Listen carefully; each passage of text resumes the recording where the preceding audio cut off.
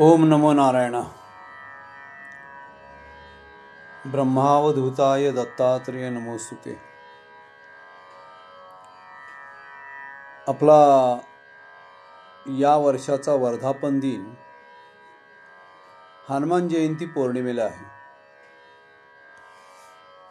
आणि 2025 सालचा हा महोत्सव माझ्यासाठी सर्व दृष्टीने खूप चांगला आहे. स्वामी जयंती खूप छान पार पडली. सर्व स्वामी भक्त आपापल्या परिस्थितीनुसार आणि आपल्या मनस्थितीनुसार उपलब्धतेनुसार हजर राहिले. मग कोणी पुण्याला आले, कोणी पुण्यातनंच परत गेले. म्हणजे त्यांना स्वामी जयंती काही महत्त्वाची वाटली नाही, किंवा वाटली असेल त्यांना अक्कलकोटला जायचं असेल वगैरे, आणि पुण्यातच आपलं सगळं झालं असं गृहीत धरून काही गेले.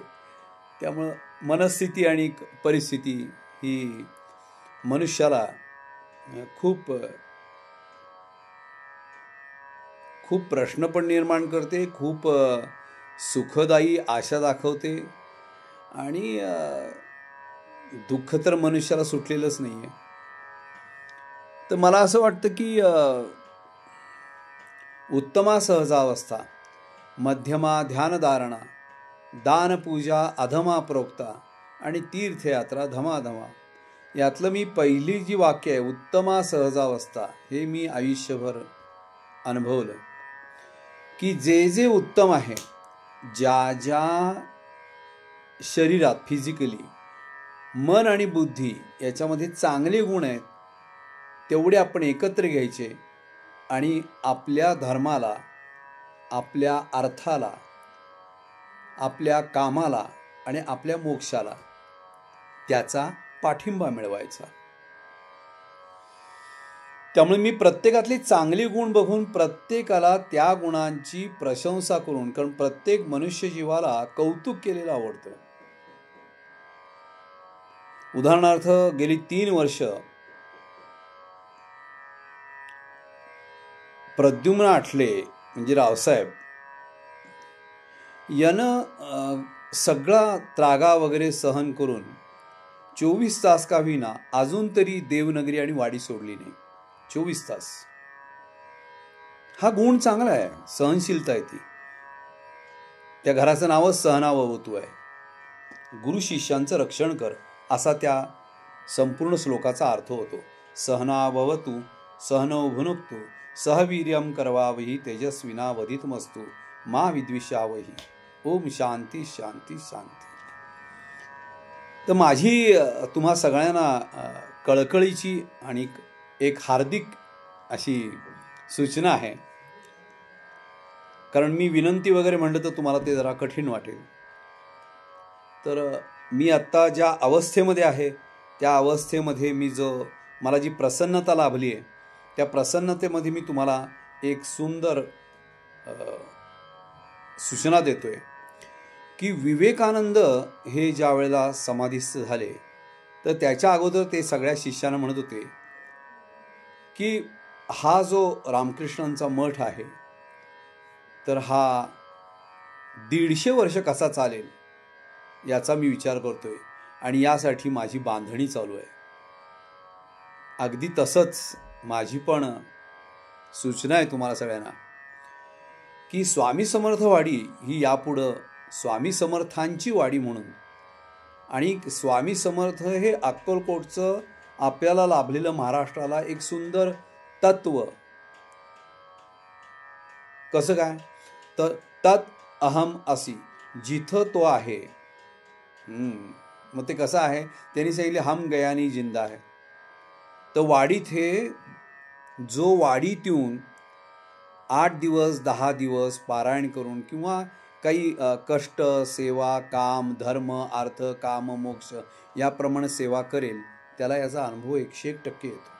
100%, यात वादच नाही, आणि येणारच याच्या पुढेही. तर माझी इच्छा आहे की जेवढे आत्तापर्यंत 125 रुपये भरून सभासद झाले आणि याच्या पुढे 250 रुपये भरून सभासद व्हायसाठी तत्पर आहेत, तर या सर्वांनी म्हणजे जे स्वामी समर्थवाडीचे स्वामी अक्कलकोट स्वामींचे भक्त असून आम्ही त्यांचे विश्वदेवा सभासद इथे, आम्ही त्यांचे सभासद आहोत, त्यांच्या कुटुंबातले आम्ही एक आहोत, असं जे स्वतःला मानतात, त्यांनी मला हनुमान जयंतीला वर्धापन दिनाला मला निर्णय द्यायचा आहे की 24 तास वाडीमध्ये राहून वाडीचं संगोपन करणारे असे मला कमीत कमी 3, जास्तीत जास्त 7 जण पाहिजेत. तर वाडीसाठी तुम्हाला आत्ता 24 तास तत्पर सेवा देणारे असे कोण वाटतात, त्यांची तुमच्याकडनं मला प्रतिक्रिया आली पाहिजे, ही माझी सूचना आहे. याच्यामध्ये आजीव सभासद जेवढे आहेत ते आणि जे सभासद आहेत यांनी आपला नंबर टाकायचा, सभासद क्रमांक, आणि कळवायचं की आम्हाला ह्या व्यक्ती चालतील म्हणून. मला जास्तीत जास्त 7 व्यक्तींची नावं पाहिजेत, कमीत कमी 3 व्यक्तींची पाहिजेत. म्हणजे मला याच्यातून पुढचा संपूर्ण काळ हा स्वामी समर्थवाडीमध्ये कशा पद्धतीने जाईल याच्याबद्दलचा थोडासा आराखडा या 7 जणांसमोर किंवा 3 जणांसमोर देता येईल.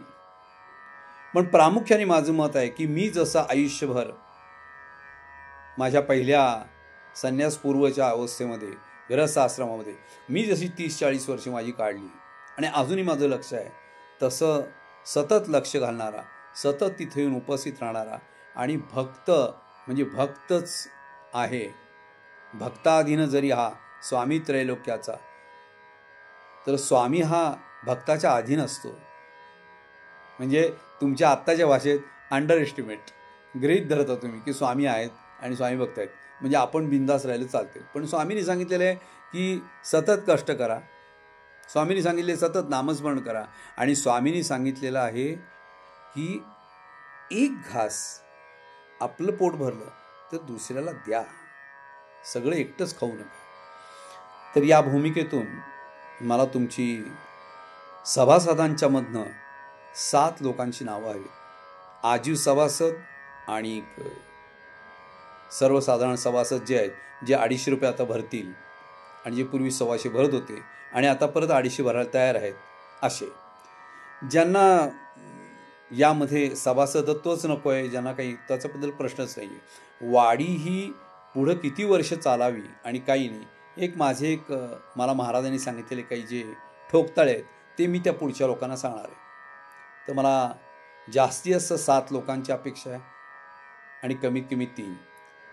यात महिला पुरुष कोणी असेल मला काही त्याचा काही त्रास नाही आहे, पण मला एवढी नावं द्या.